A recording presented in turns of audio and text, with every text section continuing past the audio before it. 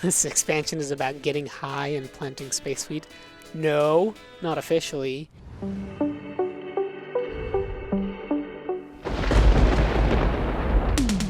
Tickets for PDXCon 2019 are now available. Tickets are limited and we've already sold out of the Emperor tier, so act fast. If you've purchased your tickets before the end of May, you enjoy a 20% discount.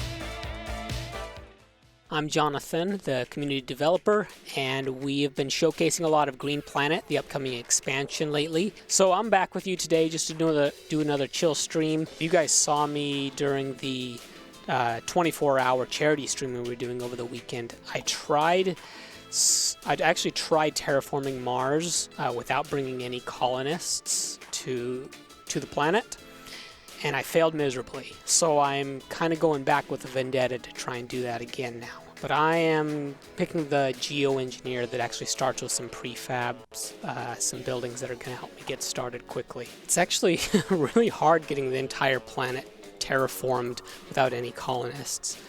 We'll have to see how you guys can do it though once you get your hands on the game. Let's find water.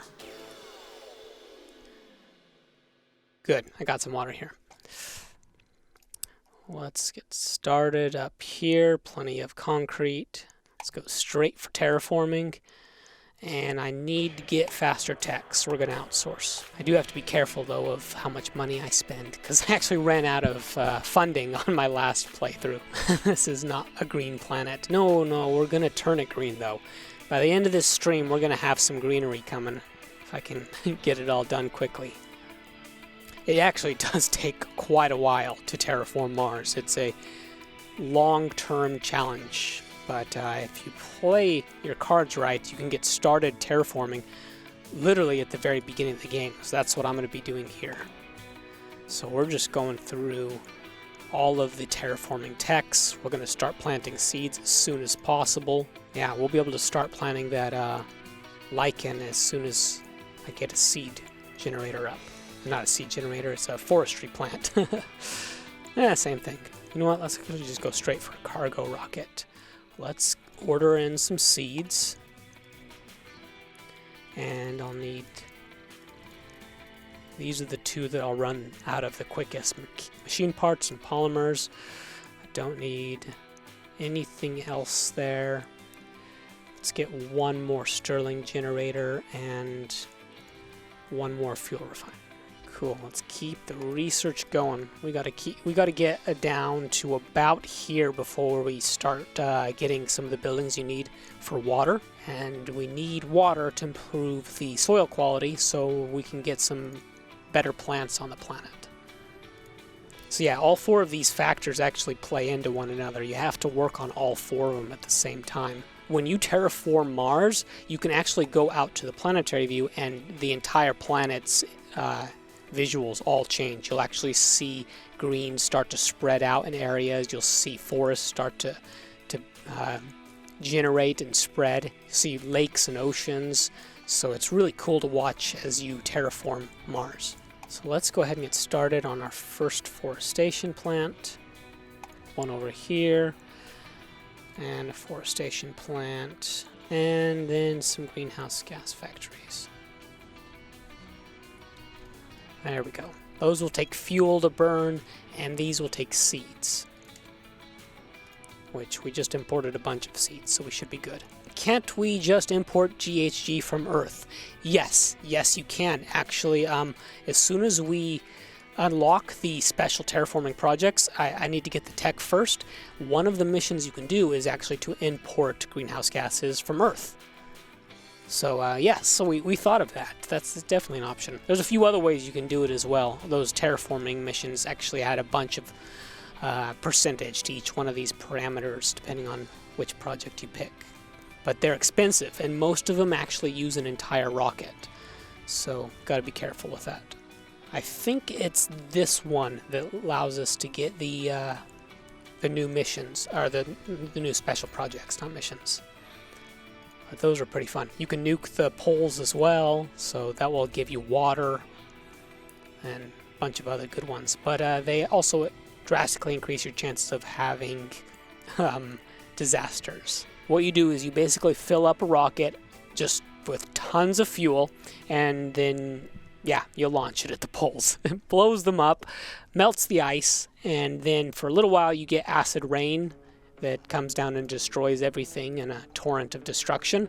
But you get a lot more water, liquid water, throughout your colony, so that helps. We've got enough water. We're only consuming 1 for each of these fuels. Our GHG factories, they're up and running. Yeah, we're making plenty of fuel, so that will be helpful.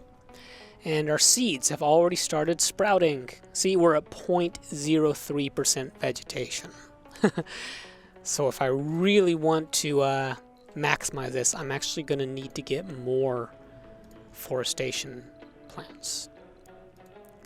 So let's actually try going for 3 of each. So right now I can go over terraforming. I can build a forestation. I won't be able to build the next GHG factory until I unlock the next tech. But let's build this out here. Yes, just barely in range. No. I have no colonists at all. So we're going to be completely AI slave labor, robots only, which makes things quite difficult. But it is technically possible. I haven't done it myself yet, but I know it's possible. I'm going to prove it's possible. Lichen is pretty resilient, so it doesn't need very high quality. If I click here and go over to soil quality overlay, you'll see here that lichen is going to start improving the quality, but this needs to all turn green if we want to get grass or bushes or trees to grow, which is our objective here. This expansion is about getting high and planting space weed.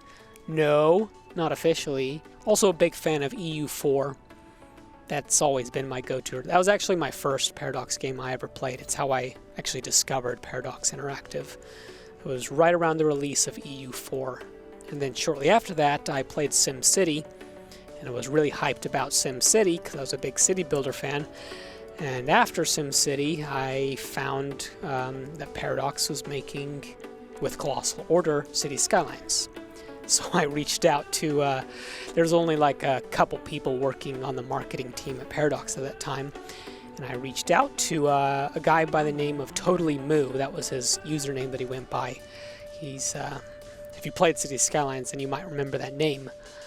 But reached out to him, and he basically up front told me that he didn't know that much about city games. So he's like, do you want to join Paradox and work on City Skylines? And I said, definitely, yes. So that's what we did. And I've been working on the game ever since. But Surviving Mars, I played this one at release. Before release at PDXCon last year. I was playing it then. And then I helped a little bit with the release, but it wasn't until Space Race launched that I actually took over fully for the game. We need more greenhouse gases. Isn't that such an ironic thing to say? We will have 4 greenhouse gas factories, which means we need more fuel. How are we doing on fuel? Actually, we are doing pretty good on fuel. How are we doing on tech? There we go. This will help a lot. Get some more vegetation. Yeah, we're getting close to being able to build lakes, and that's when we'll actually start pumping water out onto the surface of Mars. Look at all that pollution. Beautiful, isn't it? Ah, shoot, we're at 2 minutes to go. Already? Don't you want to stay for like another couple hours? Damn. All right. I failed again. We aren't even anywhere close to, but I'm doing so much better this time. I had a much better start than I did during the charity stream. Jimmy kept distracting me on the charity day stream, so I was doing really bad. Thanks again, guys, for following along, and really glad you all tuned in.